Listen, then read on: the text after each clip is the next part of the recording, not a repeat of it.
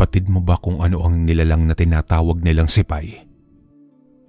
Ito'y isang nilalang na nangunguha ng mga batang pag-alagala sa gabi, na mahilig rin mangatay ng mga musmos upang kunin ang dugo ng mga ito at laman loob. Atin pong pakinggan ang kwentong sipay ng isa nating kababayan na nakasaksi kung papaanong ginagawang putay ang isang batang paslit, kung saan hinihiwalay ang dugo, laman loob at ang karne nito. Taong 1976, Hilagang Samar.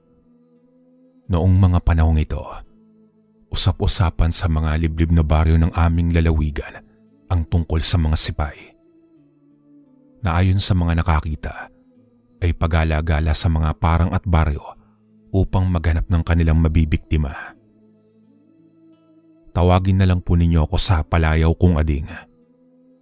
Para sa akin normal na ang mga usaping kababalagan at hiwaga sa kinagisnan kong baryo. Ayon sa lolo at lola ko, na sa aming lalawigan daw, marami ding hindi pangkaraniwang nilalang ang mga gumagala.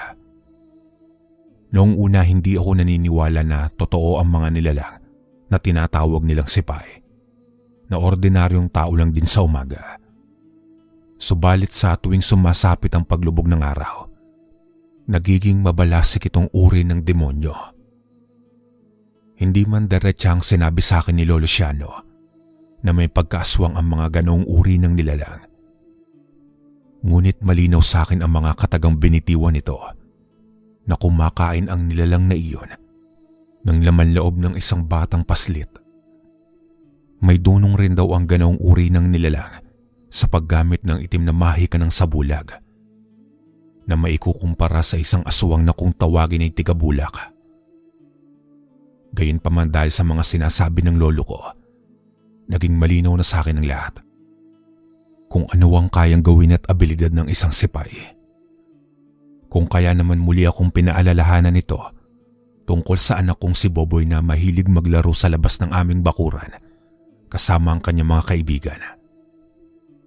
Dahil sa nag-iisang apo lang ito ng Lolo Luciano, kung kaya naman ingat na ingat rin itong mabiktima ang kanyang apo ng nilalang na iyon. Tandaan mo, ading, huwag na huwag mong ipagsasawalang bahala ang mga sipay. Lalo na nga at hindi ordinaryong tao ang mga ito, giit na paliwanag ng lolo ko. Oo, lo, palagi ko ngang sinasabihan ng apo nyo na huwag masyadong maglalalayo sa lugar natin. Mariin kong tugon. Sa pagdaan pa ng mga araw ay naging maayos naman ang lahat. Kaya naman minabuti kong ito ng aking sarili sa mas makabuluhang bagay. Paunti-unti ko ring pinaunlad ang aming sakahan kung saan ako kumukuha ng aming pangunahing pangangailangan. Sa bawat araw na dumaraan sa buhay namin ni Lolo Luciano at ng mag-ina ko, paunti-unting ipinapakita sa akin ng lolo ko ang kanyang talento sa paggamit ng mga lihim na aral ng isang albularyo. Ayon pa rito, mainam na rin ang may alam ako sa mga bagay na iyon kaysa naman sa wala. Gayong ang mga sipay ay gumagamit rin naman ng itim na mahika na maaaring may halong kaalaman ng isang aswang. Dahil sa mga pinagsasasabi ng lolo ko, aminado ako sa aking sarili na nagkaroon ako ng interes sa mga lihim na karunungan ng isang albularyo. Hindi bilang pamproteksyon sa aking mag-ina, kung hindi pang kumbate na rin sa mga nilalang na nasa panig ng kaliwa. Isang araw noon habang nagsasaka ako sa parang, nang madaanan ako ni Mang Gaston at nagbahagi ito ng iilang bagay. Ayon sa dala-dala nitong balita, nalalapit na raw ang pista sa iba't ibang baryo na malapit sa amin. Dagdag pa nito na sigurado daw siya na may mga mawawala na namang batang paslit sa mga susunod na araw. Kung kaya pag-ingatan ko raw maigi ang aking anak. Bukod kasi sa mga dumarayong aswang na tigabulak sa mga baryo, sinasabayan rin daw ito ng mga sipay. Ading, magandang araw sa iyo, iho. Batid mo naman siguro na sa tuwing papalapit ang buwan ng kapistahan sa mga baryo, naglipa na rin ng mga demonyo rito sa atin, hindi ba? Ang ibig kong sabihin, mga aswang at sipay. Isang paalala lang iyo. Sabihan mo si Tanya na huwag masyadong maglalalayo sa lugar natin, gayon din si Boboy. Pero kung sakaling darayo kayo sa mga liblib na baryo na may ginaganap na kapistahan, marapat lang nakilala mo ang iyong pupuntahan, maliwanag ba? Sunod-sunod na paliwanag ni Mang Gaston. Oo Nong, yan nga rin po ang paalala ng lolo sa akin. Pero sa palagay niyo, totoo ba talaga ang mga sipay? Patanong kong tugon na may pagdududa.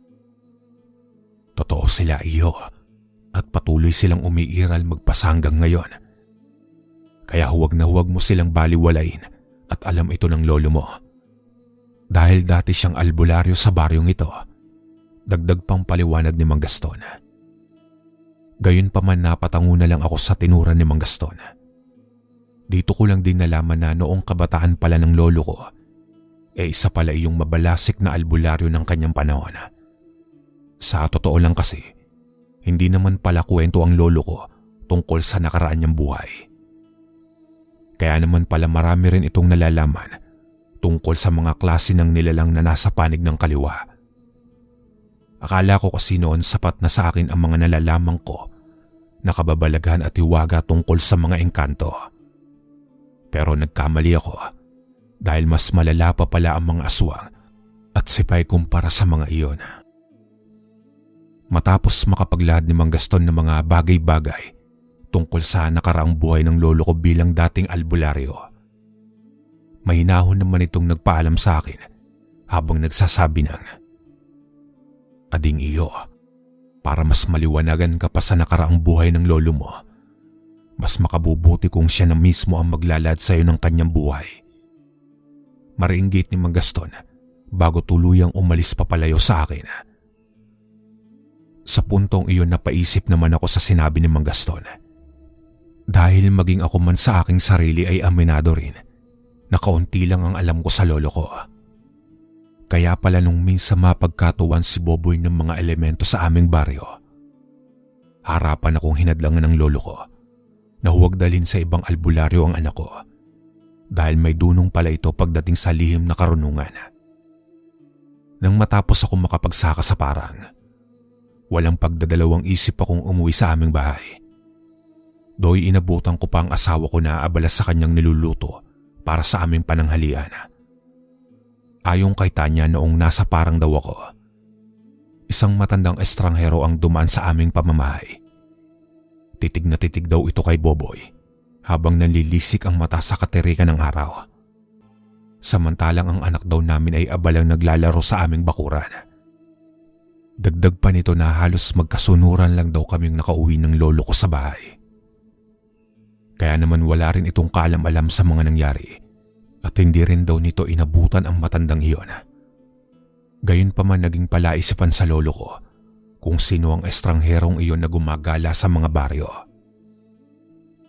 Tanya, kung sakasakaling makikita mo ang matandang sinasabi mong napadaan dito sa bahay natin, sa palagay mo ba makikilala mo siya? Diretsa ang tanong ng lolo ko. Opo, lo. Mapula ang mata ng matandang iyon at may pilit siya sa kanyang kaliwang pisngi. Maraing tugon ng asawa ko. Sigurado kung hindi yun ordinaryong tao base sa mga inilahad mo, Tanya. At sigurado kung babalik ang matandang iyon. Kung hindi man ang apo ko ang pakay ng taong iyon, ay malamang sa malamang mga kaibigan ni Boboy. Wika ni lolo. Nangilabot talaga ako sa matandang iyon, lo. Ang mga titig po kasi ng taong iyon sa apo ninyo mula ulo hanggang paa. Tapos parang nahipnotis mo rin po si Boboy. Bago nito nasambit ang pangalan ko, dagdag pang paliwanag ni Tanya. Matapos marinig ng lolo siya noong sinabi ni Tanya, bigla naman itong napaisip ng malalim. Dahil alam niya sa kanyang sarili na malayo pa man ang kapistahan sa mga baryo. Subalit paunti-unti nang nagpaparamdam ang mga nilalang na nasa panig ng kaliwa. Kaya naman mahigpit ang habilin ng lolo ko sa aming mag-asawa na palagi kaming maging mapagmatsyag sa mga taong napapadaan sa aming baryo. Marahil naghahanap lang daw ang nilalang na iyon ng kanilang mabibiktima upang may makuhang dugo o o dili kaya maihahanda sa kapistahan. Mahirap na talaga magpakampante ngayon dahil habang paunti-unting lumalapit ang araw ng kapistahan, parami din ang parami ang nagkalat na demonyo at ang malala pa nito wala nang pinipiling oras ang mga nilalang na iyon para mambiktima. Bata man o matanda, walang pinipili ang mga nilalang na may dugo ng aswang. Lalong-lalo na sa mga batang paslit na napapabayaan ng kanilang mga magulang. Sunod-sunod na paliwanag pa ng lolo ko. Sa mga sumunod pang araw, muling napadaan sa aming pamamahay si Mang Gaston at hinahanap ang lolo Siano. Na tila ba may dala itong hindi kaaya-ayang balita. Kapansin-pansin rin ang panginginig ng matandang iyon at pautal-utal na nagsasalita ng mga bagay-bagay. Kung kaya naman pinapasok ko muna sa loob ng aming pamamahay si Mang Gaston at pansamantala ko itong pinakalma. Makalipas pa ang ilang minuto, tuluyan nang humupa ang nararamdaman nitong panginginig. Kasabay niyon ang diretsyo nitong pananalita na hindi kagaya kanina na pautal-utal. Ading iho, kaya ako hinahanap ang lolo mo. Gawa ng may natagpo ang bangkay ng isang batang paslit roon sa masukal na kakahuyan sa kabilang baryo. Ayon sa nakakitang magkakaingin, ay maputla raw ang bata na tila ba sinaid ang dugo nito. Dahil walang bakas na tilamsik ng dugo sa mga puno, maging sa dahon ng mga halaman. Nawawala rin daw ang laman loob ng batang paslit na tila ba sinadyang kunin ng kung sino mang demonyo. Sunod-sunod na paliwanag ni Mang Gaston. Maya-maya pa bigla namang nahintakutan ng asawa kong si Tanya na hindi ko man lang namalayan ang pagdating galing sa simbahan. Nagulat na lang ako nang bigla itong magwika ng mga kataga at sumagot sa usapan namin ni Mang Gaston sabay sabi ng, "Nakakatakot naman po ang dala ninyong balita galing sa kabilang baryo, Mang Gaston. Maigi na lang at nasa bakuran lang ang anak naming si Ading." Sabat ni Tanya mula sa aking likuran. "Kaya nga ako naririto para paalalahanan kayo na palagi ninyong ingatan si Boboy. Abay mahirap na mapagkatuwaan ng demonyo ang anak ninyo." Tugon na paliwanag ni Mang Gaston. Ilang minuto pa ang nakalipas matapos mailahad ni Mang Gaston ang kanyang mga saloobin, ay nagpaalam na ito na babalikan na lang niya ang lolo ko. Kaya naman nang akma ko nang ihahatid ang pobre, ay siya namang dating ng lolo ko galing sa kabilang purok. Kaya naman bigla rin akong napahinto, tapos ay nag-usap ng masinsinan ng mga ito sa loob ng aming bakuran. Bilang respeto sa mga iyon, binigyan ko sila ng sapat na oras para makapag-usap at ako na mismo ang umalis. Halos kalahating oras ding nag-usap ang mga iyon habang si Boboy naman ay kinakausap rin ni Tanya na bawal muna itong maglaro sa labas ng aming bakuran, lalong-lalo na sa tuwing sumasapit ang takip silim. Gayunpaman naintindihan naman ng anak ko ang nais iparating ng kanyang ina. Maya-maya pa bigla naman pumasok ng bahay ang lolo Siano. Isang hudyat na umalis na si Mang Gaston. Kasabay ang pagsasalita nito sa akin ng iilang bagay. "Ading apo, pakikuha nga sa ilalim ng aking papag na kawayan ang aking lumang baol. Maring utos ng lolo ko." Sa puntong iyong kagad akong sumunod sa utos nito para kunin ang iniingatan niyang baol. Sa pag-abot ko ng baol na iyon, pinaupo ko ni Lolo Siano para sa kanya at marahang binuksan ng baol na iyon sa aking harapan. Pagtambad sa aking harapan ng nilalaman ng baol na iyon, bigla naman akong napatunganga at napanganga. Dahil ang nilalaman yun ay gamit ni Lolo Siano noong siya'y aktibo pa bilang albularyo at antingero. Ang medalyon at talandrong ito kasama ang libretang pula ng isang albularyo at antingero ay hindi lang ginagamit sa aspeto ng panggagamot. Sa katunayan, ang mga nakita mong pananggalang at piling sandata sa baul kong ito ay nakautas na ng maraming sipay na may dugo ng isang aswang. Ang mga sipay na iyon ay hindi lang nagdudulot ng perwisyo sa mga batang paslit at baryo. Kung hindi kumakatay rin ang mga ito ng mga bata, ito ang pangunahin nilang putahe kapag may ginaganap na kapistahan. Isang hindi masukat na kaligayahan ang hatid ng batang paslit sa mga nilalang na iyon. Matapos nila itong katayin na parang biik na baboy. Sunod-sunod na paliwanag ng lolo ko. Sa ilang minuto naming pag-uusap ni Lolo Luciano, ibinigay nito sa akin ang kanyang libretang pula. Upang sa gayoy mapag-aralan ko daw ang mga engkantasyon kontra sa mga sipay na may dugo ng aswang. Sa bawat araw na dumaraan, paunti-unti kong pinag-aralan ang mga buhay na salita sa libretang pula. Higit sa lahat ang mga pangkombating engkantasyon na magagamit ko sa aking pang-araw-araw na buhay. Lalong-lalo na sa tuwing nag-aararo ako sa aming maliit na sakahan. Subalit sa bawat linggong dumaraan na may nagaganap na pista ng patron sa mga liblib na baryo, hindi po pwedeng walang nawawalang mga batang paslit na tila ba naging tradisyon na sa mga baryong iyon na may mawalang bata isang araw bago sumapit ang kapistahan. May mangilan-ngilan din sa aking mga kaibigan ang dumadaan sa aming pamamahay upang magyayang dumayo sa mga pistahan. Ngunit palagi naman akong hinahadlangan ng lolo ko na huwag sumama sa mga iyon. Dahil alam nito sa kanyang sarili na hindi ligtas ang baryong pupuntahan ng mga kaibigan ko. Gusto mong sumama sa mga kaibigan mo sa isang pistahan na ding? Paano kung wala ako? Sino ang magtatanggol sa mag-ina mo? Ang mga kapitbahay natin.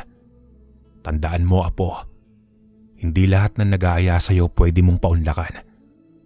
Oo, naroon tayo ng mga kaibigan mo sila at gusto mong makisama. Pero isipin mo rin ang kapakanan at kaligtasan ng iyong mag-ina bago ang ibang tao. Huwag mo rin kalilimutan na minsan nang may dumalaw na demonyo rito sa atin at nagkataon pang wala tayong dalawa. Isipin mo kung gabi nangyari ang pagdalaw na iyon ng demonyo. Ano sa palagay mo? Buhay pa kaya ang mag-ina mo? Sunod-sunod na paliwanag ng lolo ko. Dahil sa mga pinagsasabi ni Lolo Luciano, aminado ako sa aking sarili na hindi na ako nakakibo at nangatwiran pa. Bagkus ay inunawa ko na lang ang mga paalala nito sa akin. Alam ko rin sa aking sarili na kapakanan at kaligtasan lang namin ang inaalala ng lolo ko. Kaya naman pinagtuunan ko na lang ng pansin ang pagbabasa ng iba't ibang klase ng engkantasyon sa libretang pula ng lolo ko. Gayun din ang mga gawaing bukid kung saan kami kumukuha ng pangunahin naming pangangailangan. Isang umaga habang maaga akong tumitingin ng mga gulay na pwede nang anihin sa sinasaka kong lupa. Walang ano-ano'y panaka-naka akong nakakakita ng taong naglalakad sa parang. Hindi kalayon sa akin kinatatayuan. Subalit habang papalapit ang mga ito sa aking kinaroroonan, dito ko na nakita ng unti-unti ang wangis ng mga iyon. Noong una ay nakala kong magsasaka rin ang mga taong iyon na galing sa kabilang baryo at napadaan lang sa bukid. Pero nagkamali ako dahil dayo pala ang mga taong iyon na isang matanda at dalawang kabinataan. Kapwa may dalang malalaking sako ang mga ito na gawa sa abaka. Sa tansya ko nga kasya ang 7 taong gulang na bata. Maya-maya pa laking gulat ko naman nang huminto ang mga iyon sa aking harapan. Kasabay ang pagtatanong ng mga ito ng ilang kataga na gumulat sa aking kamalayan. Na siya namang nagpahinto sa aking ginagawang pag-aani, sabay wika niya ng, "Amang, taga rito ka ba? Alam mo kasi araw ng kapistahan sa baryo namin sa darating na linggo. Kung hindi ka sana abala, inaanyayahan ka naming makidalo sa gaganaping pista ng aming patron." Pagayang sambit ng matandang estranghero, sabay turo sa direksyon ng kanilang baryo. Pasensya na ho, Manong, pero hindi ko po kayo kilala at saka marami ho akong ginagawa sa araw-araw. Alam nyo naman ang buhay natin magsasaka. 2 kahig 1 tuka at mahirap naman kung mapipinsala lang ng mga peste ang aking mga pananim. Magkasunod kong paliwanag. Ikaw ang bahala, Amang. Ako na may nag-aanyaya lang sa'yo at hindi naman kailangan na kilala natin ang isang tao na gusto nating paunlakan, hindi ba? Patanong na tugon pa ng matandang iyon. Dahil sa mga sinabi nito, mahinahon naman akong tumango tanda ng aking pagsangayon. Kaya naman sa pagtalikod ng mga ito sa akin papalayo, halos sinundan ko pa ng tingin ang mga iyon habang naglalakad. Ramdam na ramdam ko rin sa aking sarili ang presensya ng mga iyon at batid kong hindi mga ordinaryong tao ang nag-aaya sa akin. Kaya naman nang matapos ko ang mga ginagawa kong pag-aani ng gulay, dumiretso na rin ako pabalik sa aming bahay. Pagkarating ko sa aming tahanan, ibinigay ko kay Tanya ang lahat ng inani kong gulay. Habang ang Lolo Siano naman ay nagninilay-nilay sa kanyang silid at taimtim na nakarap sa altar na santo. Sa puntong iyon, hinayaan ko munang matapos ang lolo ko sa kanyang ginagawa at hindi ko na ito inabala. Makalipas pa ang ilang minuto, bigla naman itong lumabas ng kanyang silid. Isang hudyat na tapos na iyon sa kanyang pagninilay-nilay. Kung kaya naman harapan kong inilahad rito ang aking mga nasilayan sa parang. Nang marinig nito ang aking mga pinagsasasabi ng mga oras na iyon, mahinahon naman ito nagwika ng mga katagang gumulat sa aking kamalayan. Habang kalmadong nagsasalita sa aking harapan ng mga bagay-bagay tungkol sa mga nilalang na nakita ko. Ading apo, ang mga taong nasilayan mo roon sa may parang ay kumpirmadong mga sipay na may dugo ng aswang. Paikot-ikot sa baryo ang mga iyon at naghahanap na maihahanda sa kanilang nalalapit na kapistahan. Totoong sinabi nila sa iyo na doon sa ikatlong baryo mula sa atin ay may magaganap na pista ng kinikilala nilang patron. Kaya naman kahit ano pang mangyari, huwag na huwag kang pupunta o darayo sa lugar na iyon dahil pugad iyon ng mga demonyong halangang kaluluwa. Sunod-sunod na paliwanag ng lolo ko. Dagdag pa nito na ituon ko na lang daw ang aking sarili sa mas makabuluhang bagay kasama ang aking magina. Kung may pupuntahan man daw kaming pistahan, ay walang iba kundi sa ika-4 na baryo. Sabi pa ng lolo ko na ang mga taong naninirahan roon sa ika-4 na baryo mula sa amin ay pawang mga nilalang na nasa panig kanan, gaya ng mga manggagamot, antingero at bertudes. Di hamak rin daw na mas ligtas dumayo roon sa tuwing sumasapit ang kapistahan ng mga ito. Sa kadahilan ng iyon rin daw ang araw kung saan nagtitipon-tipon ang mga hindi ordinaryong nilalang na nagtatangan ng mga pananggalang. Sa pagdaan pa ng mga araw may umugong na naman na usap-usapang galing sa aming mga kababaryo. Ayon sa mga ito, 2 batang paslit na naman daw ang nawawala na halos hindi malaman ng mga magulang kung saan o sino ang tumangay sa mga ito. Dagdag pa ng iilang residente sa ika-2 baryo na sumunod sa amin na 3 kalalakihan raw ang kanilang namataan na paikot-ikot sa kanilang lugar bago nawala ang mga batang paslit. Kaya naman nang balikan ko sa aking alaala ang 2 kalalakihan at isang matandang lalaki na aking nakita sa parang. Aminado ako sa aking sarili na nakaramdam ako ng hindi maipaliwanag na kutob. Sa isip-isip ko kasi, hindi kaya may kinalaman ang mga nilalang na iyon sa pagkawala ng 2 batang paslit sa kabilang baryo. Gayunpaman bigla naman nagsalita ang lolo ko sa akin tungkol sa pagkawala ng mga batang iyon sabay sabi ng, "Ading iyo, kung babalikan natin ang mga nasilayan mo sa parang noong mga nagdaang araw, masasabi kong may kinalaman ang mga nilalang na iyon sa mga nangyayaring kababalagan. Malakas rin ang kutob kung naroon ang mga nawawalang paslit sa ika-3 baryo. Maaari ding ginamitan ng sabulag ang mga batang iyon upang magmukhang kambing o baboy ramo ang mga ito sa sako." Magkasunod na paliwanag ng lolo ko. Matapos nitong magsalita, bigla naman ako nagbigay ng sarili kong opinyon na siya namang ikinagulat ng lolo ko at napabuntong hininga ng malalim. Kasabay ang paglalahad nito ng kanyang sariling opinyon. "Gusto mong makatulong at dadayo ka sa pista ng mga demonyo? Sabihin mo sa akin, ano ang laban mo sa mga lintik na yon? Sa palagay mo ba sapat na ang tinatangan mong lihim na karunungan kontra sa sipay na may dugo ng aswang? Maganda ang intensyon mong makatulong, walang duda. Pero sana huwag mong kalimutan na may asawa at anak kang binubuhay. Pero kung desidido ka sa mga bagay na nais mong gawin, baunin mo ang aking punyal na umutas ng maraming sipay na may dugo ng aswang. Dalhin mo rin ang mutya ng uling dahil malaki ang maitutulong nito sa iyo. May tatago ng mutyang iyon ng iyong aura at mainam din itong sabulag sa paningin ng mga nilalang na iyon." Sunod-sunod na paliwanag ng lolo ko. Labag man sa kalooban ni Tanya ang mga bagay na nais kong gawin. Subalit nakapagdesisyon na ako na utasin ng mga sipay na may dugo ng aswang.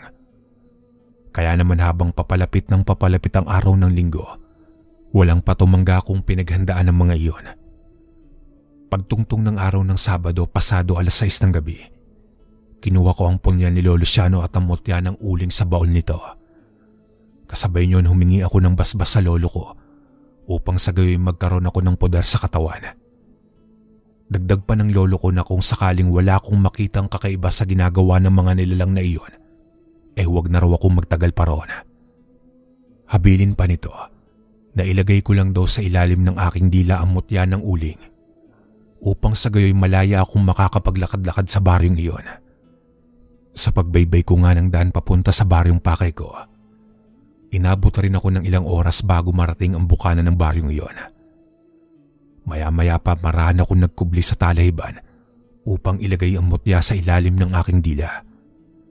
Sa matyaga akong pagmamasid sa baryong iyon, tila hindi ako pansin ng mga sipay na naroroon. Subalit sa bawat kubong dinadaanan ko, nakikita ko ang kapulahan ng mata ng mga naninirahan roon habang umaangil. Sa hindi kalayuan napansin ko ang isang lumang kubo na tila ba hindi gaanong abala ang mga nakatira roon sa kanilang ihahanda para sa araw ng kapistahang kinabukasan. Kung kaya naman marahan ko itong nilapitan kasabay ang marahang kong paghakbang. Tapos pag-ikot ko sa likod bahay ng mga iyon, laking gulat ko nang tumambad sa akin ang tinatadtad na pira-pirasong parte ng katawan na masasabi kong hindi iyon galing sa isang alagang baboy dahil napakaliit na mga hita at bias ng karning iyon.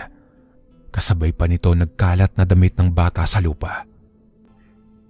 Anak ng demonyo, tama ang kutob namin ng lolo ko. Naaswang ang mga taong dumaan sa akin sa parang bago pa may mawalang bata. Tama rin si Lolo Luciano dahil walang sinasanto ang mga sipay, lalong-lalo na ang mga batang paslit na walang kamuwang-muwang. Magkasunod kong bulong sa aking sarili. Habang patuloy kong pinagmamasdan ang mukha ng mga nilang na iyon, napalingon naman ako sa isang dako kung saan nakita ko rin ang matandang nag-aya sa akin noon sa parang na umiinom ng sariwang dugo. Tila ba takam na takam ang mga ito sa kanilang ginagawa at hayok na hayok sa karne ng tao. Nanlilisik rin ang mata ng mga ito habang nakangisi na parang demonyo, habang ang isa naman ay may tinatadtad pang karne ng tao. Gusto ko sanang utasin ng mga ito, ngunit nag-alangan ako sa aking sitwasyon dahil nasa alanganin akong lugar. Inisip ko na lang ng mga oras na iyon na maaaring makakautas ako ng iilan sa hanin ng mga ito. Pero 100% mauutas rin ako ng mga iyon, lalong-lalo na kung sakaling magpadalos-dalos ako sa aking mga desisyon at magpadala sa bugso ng aking damdamin. Sa pagbabalik ko sa aming pamamahay, inabutan ko pang gising ang lolo ko na tila ba sadyang hinihintay nito ang aking pagbabalik upang makibalita. Kumusta naman ang naging lakad mo, Ading? Nakita mo ba roon ang mga batang nawawala? Diretsyang tanong ng lolo ko. Hindi, holo. Ibang sitwasyon ang nakita ko roon. Sa isang lumang kubo sa sentro ng baryo doon ako nakakita ng iilang damit pambata. Yun pong 3 kalalakihan na duman sa akin noon sa may parang 2 linggo na ang nakakaraan. Nakakita po ako sa likod bahay ng mga ito ng mga damit pambata. Nakita ko rin kung paano tadtarin ng mga iyon ang karne na alam kong parte ng tao. Magkasunod kong paliwanag. Matapos marinig ng lolo ko ang aking mga sinabi, mahinahon naman ito nagwika sa akin ng iilang bagay. Ayon rito, bukas na bukas raw ay sadyain namin ng baryo ng mga manggagamot, Antingero at Bertudes. Hindi upang makipiesta, kung hindi para hingin ang tulong ng mga ito. Kinabukasan habang nagdiriwang ang mga sipay sa ginaganap na kapistahan sa kanilang baryo, kami naman ng lolo ko ay dumayo sa baryo ng mga kaibigan nitong albularyo, Antingero at Bertudes. Sa loob ng mahaba-habang paglalakad, nadaanan pa namin ang pugad ng mga sipay. Sa bukana pa lang ng baryong iyon, nakangisi na sa akin ang matandang nakita ko noong gabi na umiinom ng sariwang dugo. Kasabay ang pagbati nito sa akin ng mga katagang ikinagulat ng lolo ko. Sinasabi ko na nga ba at pupunta ka rito sa baryo namin upang makipiesta. Tama ba ko, iyo? Patanong na bati ng matandang iyon. Kaya namang kalmado itong sinagot ng lolo ko nang, pasensya ka na, amang. Dahil hindi rito ang sadya namin at kung maaari, kami paraanin mo natin di masayang ang oras natin pare-pareho. Maligayang kapistahan na lang sa inyo, amang. Pero hindi kami kumakain ng karne ng tao. Magkasunod na tugon ng lolo ko. Sa puntong iyon nakita kong nanlisik ang mata ng matandang iyon. Ngunit hindi nagpasindak rito si Lolo Siano at dire-diretso lang kami naglakad hanggang sa matumbok namin ang baryong pakay namin. Sa bukana pa lang nito, sinalubong na kami ng isang matandang nagpakilalang si Mang Berting. Maya-maya pa pinatuloy kami nito sa kanyang bakuran at tinuktok ng tinuktok ang isang kawayan. Tila ba nagbibigay ng isang hudyat ang tunog na inilalabas ng kawayang iyon para sa mga taong naroroon na may panauhin silang dumating. Ilang minuto pa ang nakalipas, paisa-isa namang dumating ang mga kakilala ni Lolo Siano. Sa pagdating ng matatandang iyon sa bakuran ni Mang Berting, dito na inilahad ng lolo ko ang aming pakay tungkol sa mga nawawalang bata na kinukuha ng mga sipay na may dugo ng aswang. Sinang-ayunan naman ng mga ito ang plano ng Lolo Siano na lipulin ang mga aswang. Maigi pa ay dito na kayo magpalipas ng oras, Siano. Pero wisyo talaga ang dulot ng mga demonyong iyon. Mantakin yun noong mga dagdaang dekada. Sinasaboy lang ng mga sipay ang dugo ng mga batang paslit sa tuwing may ginagawang tulay dito sa atin. Pero ngayon hindi lang dugo ang kinukuha ng mga ito. Maging ang mga karne ng batang paslit ay inihahanda na rin sa tuwing sumasapit ang kapistahan ng kinikilala nilang patron. Sunod-sunod na paliwanag ni Mang Berting. Kaya naman napagkasunduan ng mga ito na sa mismong araw ng kapistahan sa baryo ng mga sipay, uutasin nila ang mga iyon ng walang pag-aalinlangan. Basta kung sino daw ang kanilang maabutan roon, 100% magpapantay ang mga paa. Dala naman ng labis kong pag-aalala sa aking magina, nagpaalam ako sa lolo ko na susunduin ko ang mga ito sa aming baryo. Kung kaya naman pinahiram ako ni Mang Berting ng kalabaw na may hila-hilang paragos. Maigi nga iyan, iho. Sunduin mo na lang ang iyong mag-ina at dalhin mo sila rito. Dito siguradong ligtas sila dahil walang demonyong namumugad rito. Mariing paalala ni Mang Berting. Makalipas pa ang ilang oras ay nakarating na ako sa aming bahay at sinundo ko na ang aking magina. Subalit habang binabaybay namin ang daan pabalik kina Mang Berting, bigla naman akong tinawag ng asawa ko, sabay wika ng mga katagang gumulat sa aking wisyo. Ading, ayun ang matandang dumalaw sa bahay natin noong wala kayo ng Lolo Siano. Tarantang sambit ni Tanya, sabay turo sa taong iyon. Sa paglingon ko sa taong itinuro nito, doon ko lang napagtanto na ang dumaan sa bahay namin at sa parang noong nag-aani ako ng gulay ay iisa lang. Gayunpaman nagpatuloy lang ako sa pangangalabaw hanggang sa marating namin ang bukana ng baryo nila Mang Berting. Sa pagdating namin roon, maigpit naman akong binilinan ng lolo ko na kahit ano pa man mangyari ay hindi raw ako pwedeng sumama sa kanilang pangkat, lalong-lalo na sa paglipol ng mga aswang. Pero hindi ako sumang-ayon sa nais ng lolo ko. Makalipas pa ang 10 minuto ay umalis na nga ng tuluyan ng pangkat ni Lolo Siano.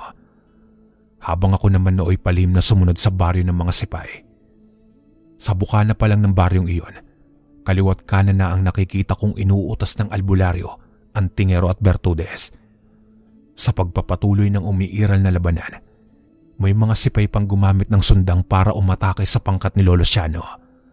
Kaya naman sa hindi sinasadyang pagkakataon, nagulat ang lolo ko nang makita niya ako sabay sigaw ng, "Ading apo, itapon mo na lang sa lupa ang nakikita mong handa ng mga demonyong ito para hindi na magamit pa sa yanggaw." Sa puntong iyon ang lahat ng makita kong palayok na naglalaman ng putahing karne ay binasag kong lahat. Habang nakikita ko kung paano inuutas ang mga sipay sa mismong araw ng kanilang kapistahan, nagawa ng pangkat ni Lolo Siano at Mang Berting. Makalipas pa ang ilang minuto ay humupa na rin ang tensyon na halos kani-kanina lang ay hindi mahulugan ng karayom sa tindi ng bakbakan. Pero alam nyo ba, matapos madaig ng mga albularyo at antingero ang mga nilalang na iyon, hindi ko rin makakalimutan ang aking nasaksiyan kung papaano inutas sa araw ng pista ang mga sipay. Tuluyan na rin nawala ang takot ng mga tao sa mga nilalang na iyon. Gayon din sa mga karatig baryo na nagdulot ng kapanatagan sa mga ito.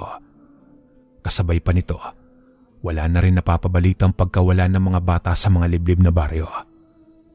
Hanggang dito na lang po ang aking kwento mga kalakbay. Maraming salamat.